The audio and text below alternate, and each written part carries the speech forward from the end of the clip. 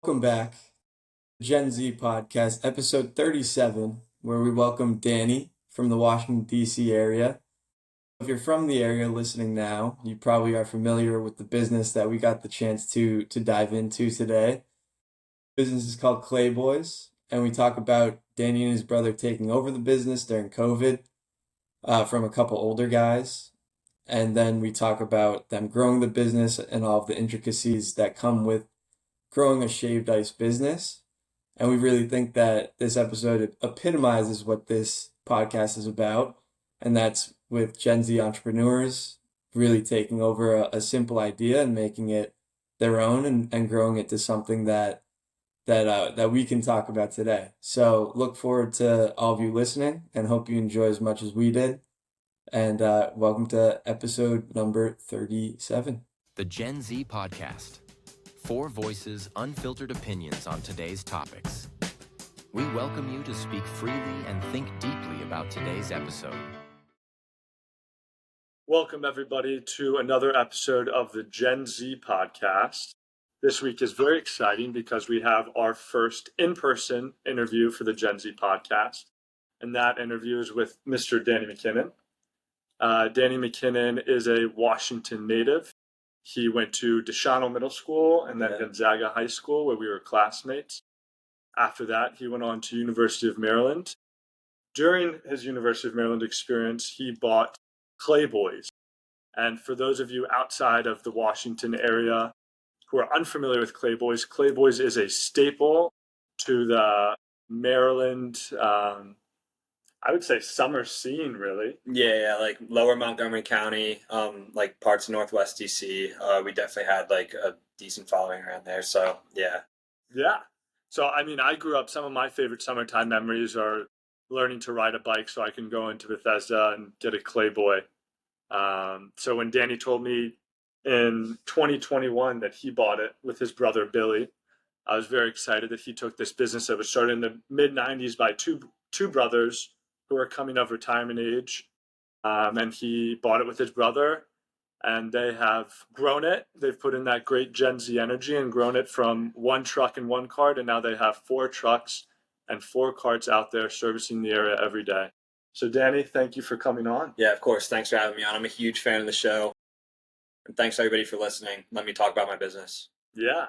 So Danny, let's get into it.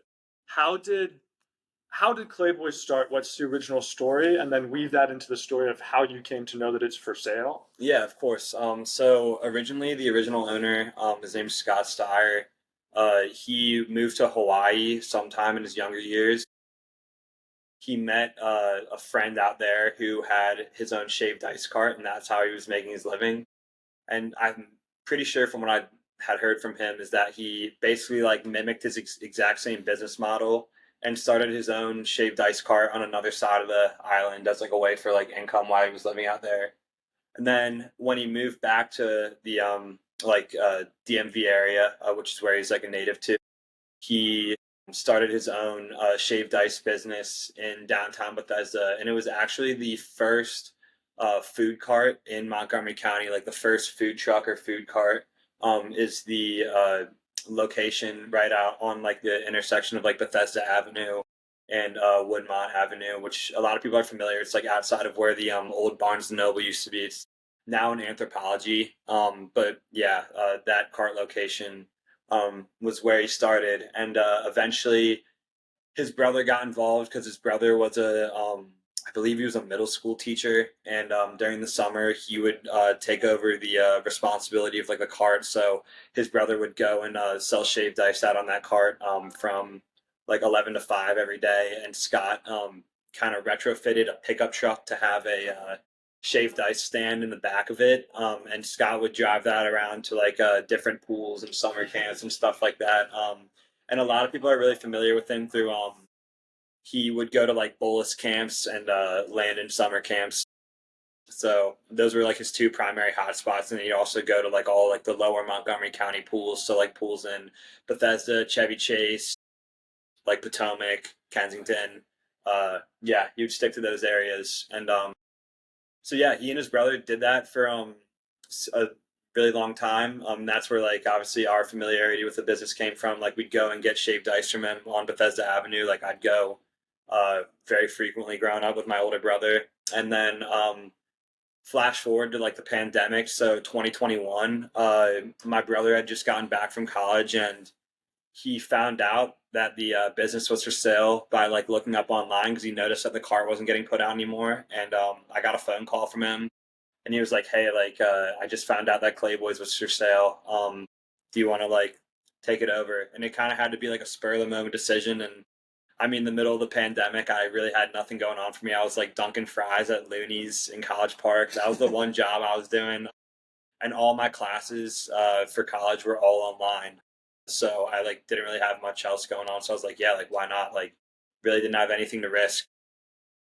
So yeah, I mean, we made this we like made the decision to take it over, and after we did that, yeah, it's been going well ever since. Luckily, so yeah, just slow growth each season. Luckily, we have like a about like a 5 or 6 month off season where like we can kind of like plan for the next year. Just because those are like the colder weather months around here. So after each season ends, we kind of like recuperate, fix up all the equipment, try to look ahead to the next year, how we can like grow it a little bit. So yeah, that's really been it. So is it full time now? No, The full so time? yeah, so we run it from April to October every year. So basically, I mean, it's really hard for us to sell ice when the weather drops below 70 degrees, just because like it's gonna make you uncomfortable if you eat it while it's cold out. So yeah, once the weather gets warm enough, we'll get back out on the trucks and like we'll kind of have like a slow progression to the season. Like we'll have the trucks kind of go around to like some sports practices, sports games. And then once the weather really starts to warm up, that's when we start to get like more inquiries for like booking and stuff. And we also get a lot of like school events and whatnot.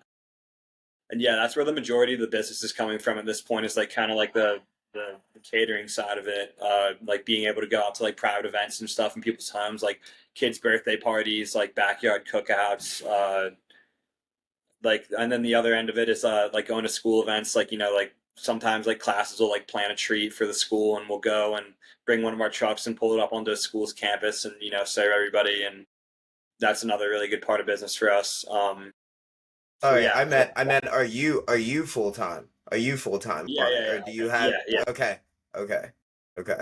Yeah, so this is my one occupation right now.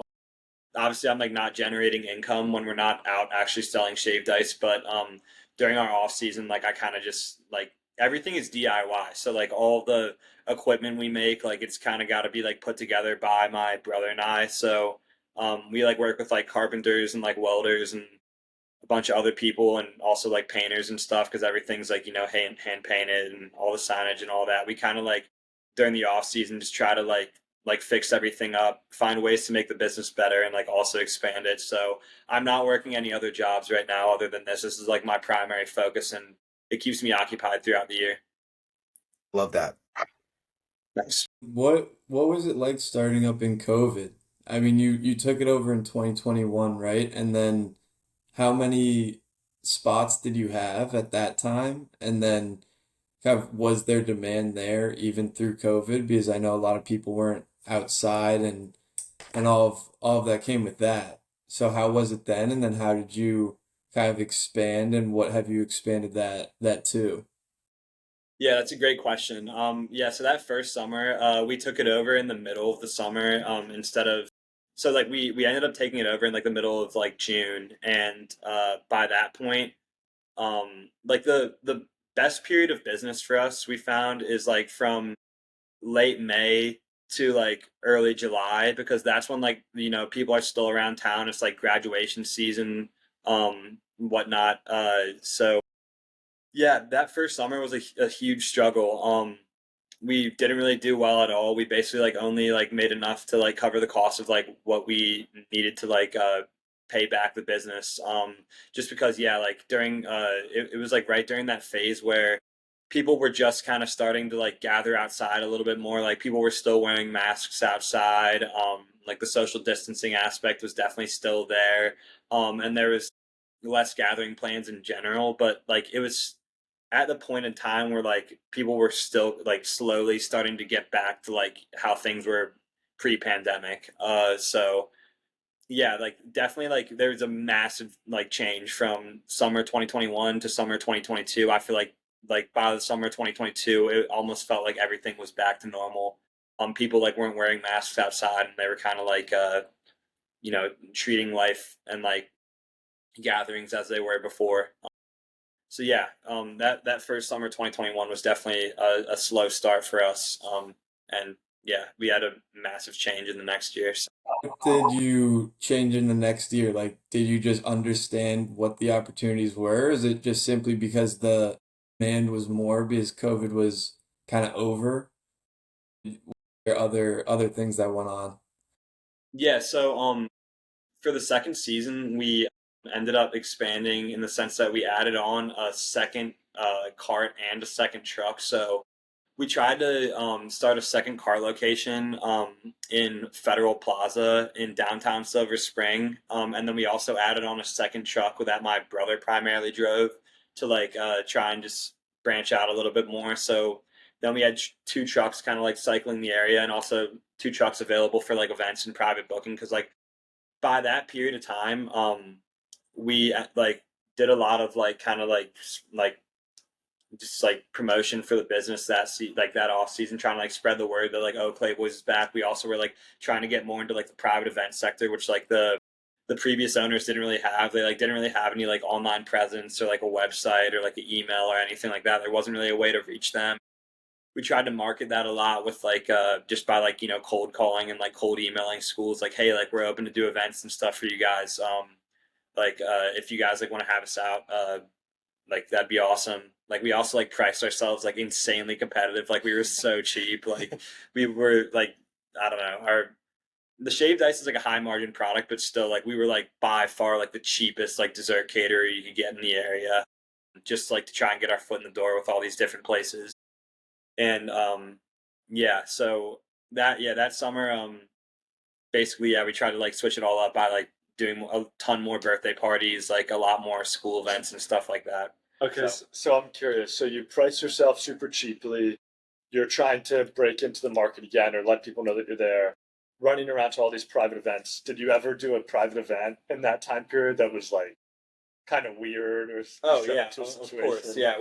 Well, we took over the business without like any formal training. Like my brother and I were both like English majors in college, and like all of a sudden we gotta like figure out how to be like snow cone men, like out Yeah. on the road. Like it's basically like being an ice cream man. Like you gotta like you have your hot spots, like you have your territories, like and you gotta kind of like navigate like where you're gonna do good business out, and then also yeah, like obviously like, going to events and stuff where you have like no true idea of like how busy you might be. Like there were multiple occasions where like I went into something where it's just like, oh yeah, like I'll be fine, like out here on my own, like and like I'll definitely like not get slammed or anything, and like I end up like pulling up somewhere and I get like a line of like 50 people, and like our pickup trucks are like set up in the way that like I'm serving on the back. Like there's a countertop in the back of the truck, and like I can kind of just get like crowd surge, like just forming around me, like right at the back of it. Like people just like swarming me, while I'm like trying to like make them like snow cones. And there's like like no like queue, like no orderly line, and like it took like a while for us to like figure out like okay, like we got to be like strategic when we like go to these events. Like we have to like get like a estimated head count from like these coordinators, like how many people they think we're going to be serving, so that way we can know like, oh, we need to send two people, figure out a way like how to like organize our line so that way it's not just like sheer chaos while we're serving them.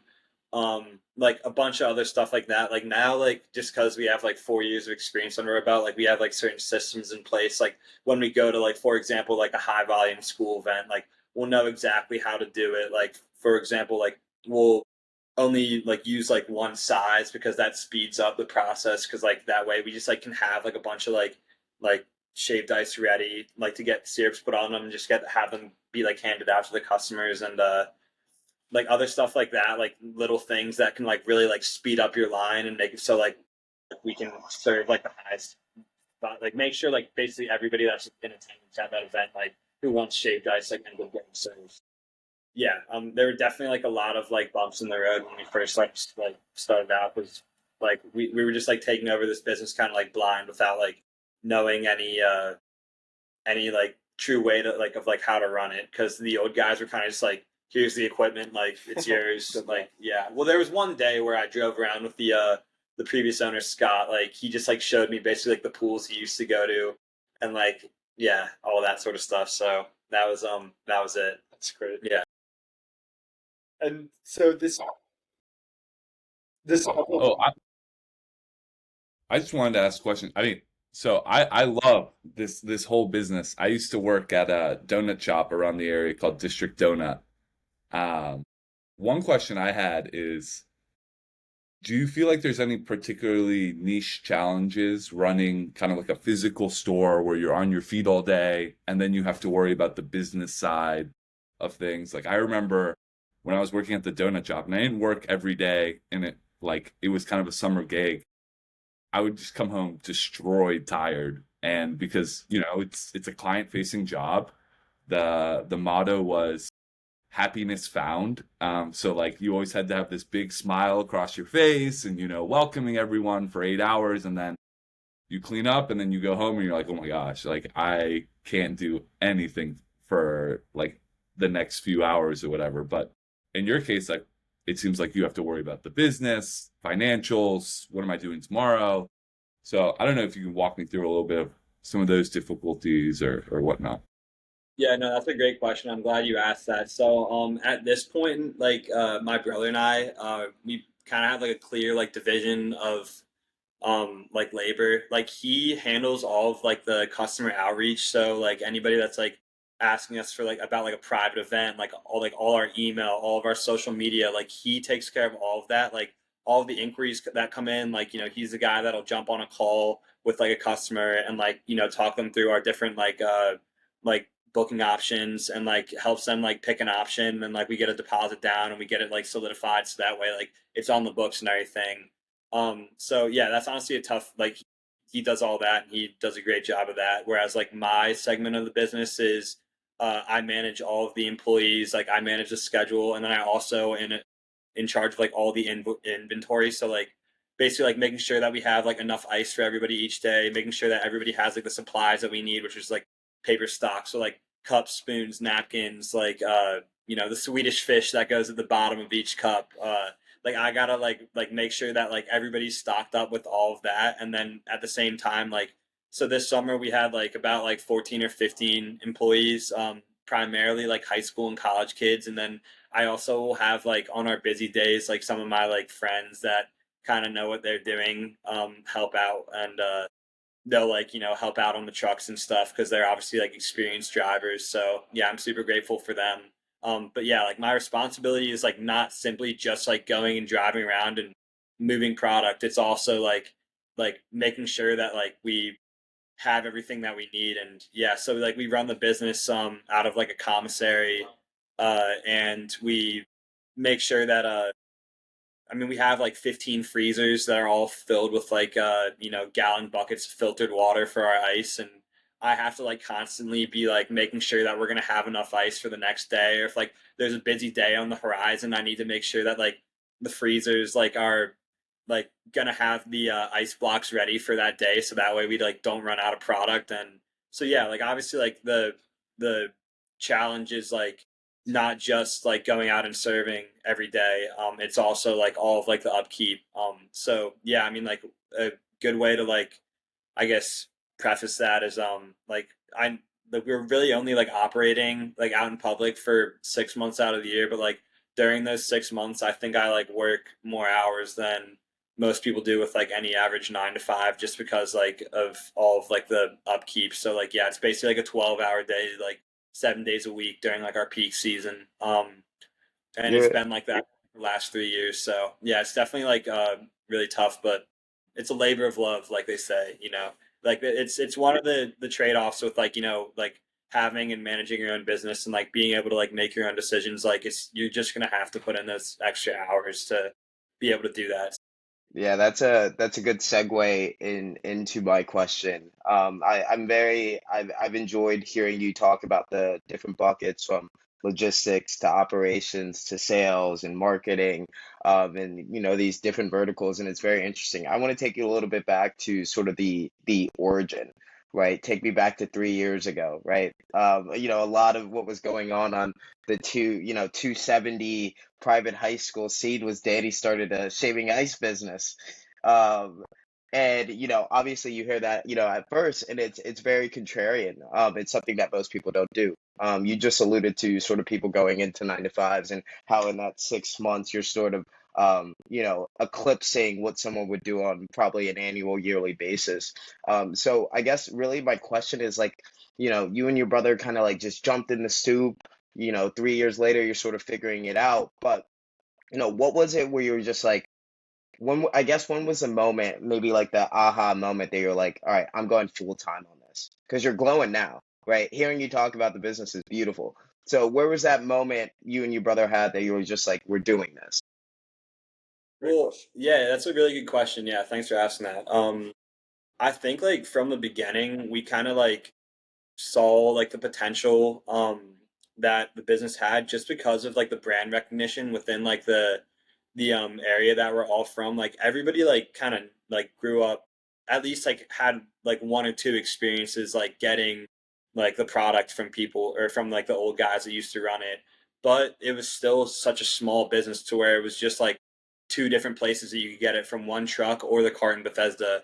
And we saw like, oh, with like this amount of brand recognition, like we can kind of like expand like pretty quickly, like within taking over the business. So like, I mean, it was still sort of like the expansion was still like somewhat slow. It was only like, one truck added on each year, but like after every single time that we did that, like going into the next season, we're like, oh, okay, like we had like this amount of days where like there was still like business available for us, or like we had to like, turn down certain people that like wanted to book with us on these days because we were already completely booked up. So like if we had another truck for the next season, like we'd be able to cover that. And like having that other truck, it's like it added, income for the both of us. And we are like, oh, okay, like well, if we keep doing this, then like we'll just be like set with this. So like we kind of feel like live like completely now, like being able to keep expanding it, seeing how far we can take it. So yeah, I mean, I guess like the aha moment kind of came after, I would say, like after like that second season of running it, where we like saw like how much more like we had to do, um like after that first season, like how many more people were like reaching out to us for like birthday parties and stuff, and like all the new schools that like had invited us out to like their school events, because they end up being like returning customers, like the PTAs, like the parent teacher association, that is, they're the ones that like kind of like organize all these school events, and like they'll have like preferred vendors that they reach out to, and like once we got on that list with them, like we ended up getting passed over. And kind of our whole like spiel with them was just like, oh, we're like cheaper than our biggest competitor, like Kona Ice. I'm sure you guys are like familiar with them. They're kind of like the McDonald's of the industry. They like have like a like national franchisees. Like you reach out to them and you get one of these like big box trucks, and they basically do the exact same thing as us. It's just like the business model is like high volume events, like where you're just like giving out shaved ice. Obviously, the goal is to like sell as much product as possible, move as fast as possible, and it ends up working out for all the franchisees because the product has such a high margin, just because it's literally you're selling three things. It's just ice, sugar, and water. That's literally it. I Um, um I love so I love hearing you speak about this. Just seeing you. I've known you for years. And you're quite literally glowing right now.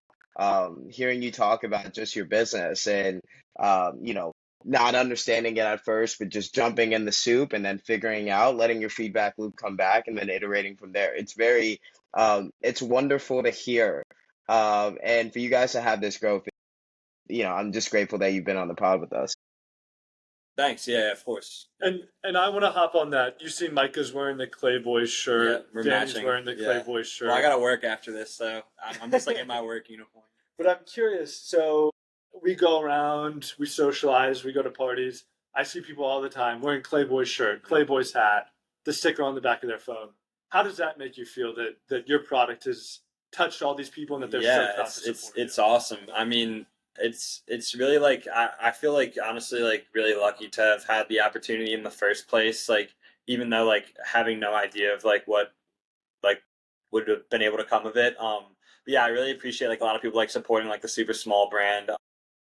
Like I feel super lucky to have had like the ability to like take over a business like at such a young age. Like even though it is like the simplest business that anybody with half a brain could run, like really what it takes is just like the I don't know like the work ethic to be able to like stick it out and do it every day like in a row for like however many months of the year where the weather's warm. But yeah, no, I really appreciate like having friends that like are supportive of like the brand and stuff. And my older brother Billy has done like a great job of getting merchandise to anybody that wants it. That's like all his department. So he like basically has gotten a T-shirt in the hand of like anybody that wants one. Like how we do it is like varying like the kind of the nature of the business. Like we recycle like old T-shirts he finds from like thrift stores, just like old blank T-shirts, and we'll wash them and then he'll screen print this design on every single one, which is like a design from the original owner. And I mean, the old guy who, I mean,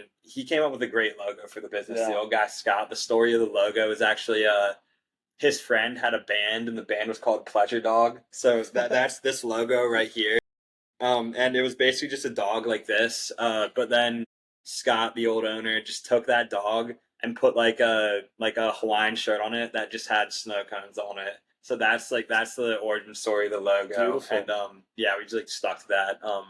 So yeah, I mean, we haven't really changed anything about the brand or the business model at all. We try to like stay true to its roots as best as we can because like I mean, they're really like there wasn't really any like really great way to improve it like from what he had done. Like he had been doing it for like 30 years and he knew the best way to do it, and we're like, okay, like yeah, like we're gonna take your word for it and stick to the exact kind of business model that you've operated with, and it's ended up working. And I also think that like the Bethesdans and the people that have like kind of been familiar with the business for like so long, like I think they have grown to like appreciate like that we've like stuck to like the roots and like the DIY nature of it, like using like local artists to like hand paint all the signs, and like all like, the magnets on the truck are like done by like like friends I know that like can draw really well. So shout out to our buddy Graham. He does all of our magnets. Yeah, he was like helping me out all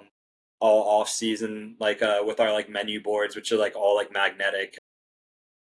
So yeah, he's done a lot in helping me with all the art and stuff. Danny, one topic I wanted to get into is a topic we've discussed on the podcast before, but basically our generation has a unique opportunity where a bunch of these older people, the older generation, has all this money, all of these businesses. A lot of them don't have anywhere to turn in terms of somebody taking it over. Maybe their son isn't equipped or they don't have a son, but how has it been getting this from an older person? 30 years is crazy. So they've just been in this business for so long and then taking it over. Like was there I mean you said it stayed relatively the same, but is there a lot more opportunity for you to implement different things, maybe like an ordering system that would make it more efficient? But what did he do that you guys are continuing to do, and then what has he not done that you guys are looking to kind of implement? Yeah, that's a really good question. Thanks, Gavin. So I guess to answer the last part of that, the best way to put it would be like nothing has changed at all about like the design of the equipment, which I think is like one of the most unique aspects of the business. So like the way our pickup trucks look, and anybody that's like gotten shaved us from us is obviously like familiar with this. It's like there's like a plywood like canopy that like is all built from material you can just go buy at Home Depot, and it's super simple. I mean, all it takes is like a couple measurements and a couple cuts to like be able to build it out, and then what we serve off of is like a steel countertop in the back of the pickup truck with like our shaved ice planer and our bottle rack, because like all we need is like the ice maker, which like makes like the flaky soft ice, and then the bottle rack, which holds like the 15 different flavored syrups that we have. And we've kept those setups the exact same because there's no necessity to change that. Like we just sell one product, which is like shaved ice in 3 different sizes with like 15 different flavor options. And then now we also sell bottled water, just because we go to so many like sporting events, and kids get dehydrated, they want water, so they'll come to our trucks, like they'll want a cup of ice and like a bottle of water. So yeah, that's like definitely the way that we've like kept it the same. And I wouldn't change anything about the way that our like trucks and carts are built out, and the fact that they're like open to the air. And I also think that like another appeal of it is like the fact that you get to like see everything made in front of you. It's like kind of like the appeal to going to like Krispy Kreme. You see them like frying the donuts in front of you. Like with us, like kids get to see us like taking these massive like gallon size ice blocks and like shoving them into this like ancient machine that like looks like a converted drill press, and like it's just like coming out as like nice, like beautiful, like ice flakes at the bottom. And kids like kind of are mesmerized by that. And like I think that like makes it like a really memorable experience. So I mean, like the previous owner was kind of like a genius for like I don't even know if like this was his intention, but like when I grew up getting clay boys, like I like have like vivid experiences of like seeing like him make it. And like obviously like the whole other thing, which is like the Swedish fish at the bottom of each cup that everybody kind of remembers us for, is like it kind of like separates us from like other shaved ice companies, because it's like it makes this experience more memorable, because like it's like the surprise at the end. And like it's also like, oh, it's not like any other shaved ice you get from anywhere, because like there's a Swedish fish at the bottom. It's the one different thing. um but yeah, so that's like the way that we've kept it the same. Like there's never going to be any way that I alter that from what it is right now. But I guess as far as like the differences in what we've done since we've taken it over is just like differences in expansion, and also kind of like branching out into like having a team of employees like run the business, rather than just like 2 guys. So like over this season, it was kind of like the first time where I'd like manage a bunch of different employees and a bunch of different drivers. And like half of the kids are like guys that like I literally like was like 4 years ahead in middle school of. And like they come back from college, and like they all just like, I get a random text one day, they're like, oh yeah, like I'm broke, like I need a job. I'm like, okay, yeah, come work for me. Like I'll like drive around with you on my truck, I'll show you how to make the snow cones, and like we'll we'll get you started, and we'll see how it works. And yeah, that's ended up working out. Like younger brothers of friends have been like employees for me. And then also just like kids that we've met out in public where we're like, hey, like if you need a summer job, like come help us out. Yeah, so we have like a team of employees that are running the business now. We have like the high school kids do the cart in downtown Bethesda. We have like 2 different shifts out there, like an AM and a PM shift. So like there's a shift change around 3 p.m. every day, where like one kid goes and they get this cart set up, and then they stay there serving off of it until 3 p.m. And then another kid comes in at 3 p.m., takes over, like, and then we close at 7 p.m. So he'll sit out there like selling product until 7 p.m., and then he'll go and take the tricycle cart back into where we store it. um and then the other part of the business are like the trucks. So we have like we have like a warehouse depot where we run the trucks out of. All the trucks are like parked outside of it. The guys that are driving that day will come in the morning. My brother and I will be at the warehouse each day at like 8 a.m. to get like the product ready for everybody. We have like ice and syrup ready for everybody to go.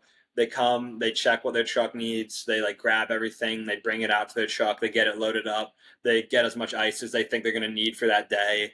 And then they, like make everything look sharp, make sure they have enough change. Like there's a whole like list of like a checklist of stuff that we make them go through each day before they go out, and make sure that they have everything that they need, so that way like we aren't scrambling because they forgot something, which actually does happen all the time. Like I'll get like a SOS call from somebody at an event, like my batteries are dead on my truck, like I need another one. I'll be like, god, like I gotta Yeah. like hustle over there in my truck and like give them like the supplies that they need. Like it happens all the time. Like those are the roadblocks we run into. Yeah, it's kind of like I guess the biggest difference is like it used to be run by like 2 like like mature like older adult men, where now it's just like run by like a bunch of kids. And my brother and I, who are like, it's a truly Gen Z business, run by my brother and I, who, I mean, we're 25 and 24. Yeah, like But you're we're doing able. great. You're doing great. I mean, to Gavin's point, there's going to be $70 trillion that's passed over from baby boomers to millennials. So a lot of these, you've constantly iterated on like this is a very simple business model, right? And that, it doesn't, it's saved ice, but it's all the other things. So it doesn't matter if you have a small business or, the Magnificent Seven and these huge tech businesses. Being a business owner, you still got to deal with so much from overhead to operations, logistics. You're now an employer, right? Like this is, all these very interesting buckets too. So to hear you segue through it all is pretty interesting. It's definitely pretty interesting. More than I knew before going into this call, for sure. Yeah, thanks. Yeah, and I might be kind of all over the place when I'm talking about it. Like, I mean, because there's so many different like aspects of it. Like, so not my logic isn't all fluid. It's kind of just like stuff's popping into my head It's your about like the passion stuff. Yeah, shining through. exactly. But I No, guess but to pop in, I mean, I don't know if you've read uh Danny, Sam Walton's Made in America, but this kind of I need just to. kind of what you're talking about is how the most, I mean, I think it's the largest by revenue company in the world. I think I read somewhere, or one of the top three, Walmart. Um, and like you were literally just explaining all these different things. You're just trying different experiments, seeing out, oh, does this place work? It doesn't hurt to try. And you're young, you got a lot of energy, you just go for it. Oh, this place actually sells a lot. So now we can open up another car or whatnot. And there's just so Yeah, many little business lessons that you're putting in there. Like I remember when I worked at the donut shop, we had a creme brulee donut, and so instead of just like firing it in the back, they would fire it in front of the customer, and the customer would be excited. They'd pull out their Instagram, put it on their story, and just like what you're saying, just like how you make the shaved ice, and like the person or the customer seeing how you produce it in front of them makes a big difference. So this is just so there's just so many like incredible lessons in it, and I think you mentioned earlier on, and I wanted to just go into this a little bit. Did you, when you bought the business, did you buy it with the promise of like, from the profits that I get the business, I will pay you back for yeah, everything? Was exactly. it Yeah, okay? that's right. That's super interesting because I think a lot of people, when they hear this, advice from other people, which is buy a business from a baby boomer or some Gen Xer who wants to sell their business, a lot of people say like, oh, I don't have the money to do it, you know. But like in your example, I mean, you just like there was an arrangement set and you were able to do it. So yeah, I mean, kudos to you. No, yeah, it's definitely like at the gratitude of like the previous owner. He's like the coolest guy ever. Like not like obviously like the business was like a way that he like supported himself and his family for like many years. He was like really not like super worried about like the price point, and was really like lenient with like the time that he allowed us to like pay him back. I mean, we got the money to him like soon enough, but yeah, like that first season, my brother and I didn't really have anything. Luckily enough, like my dad was like supportive enough to like help us with like a small down payment for the business that, I mean, we eventually ended up paying him back for after that second season, just to like kind of like solidify that like we were taking it over and everything. So yeah, that was definitely like a great. I was definitely grateful to have had that opportunity, like to have had the backing to even be able to do it in the first place. So This is the generational shift in practice. Ladies and gentlemen, Danny McKinnon, owner of Clayboys, a Gen Z entrepreneur through and through, taking a local treasure and making it shine even brighter.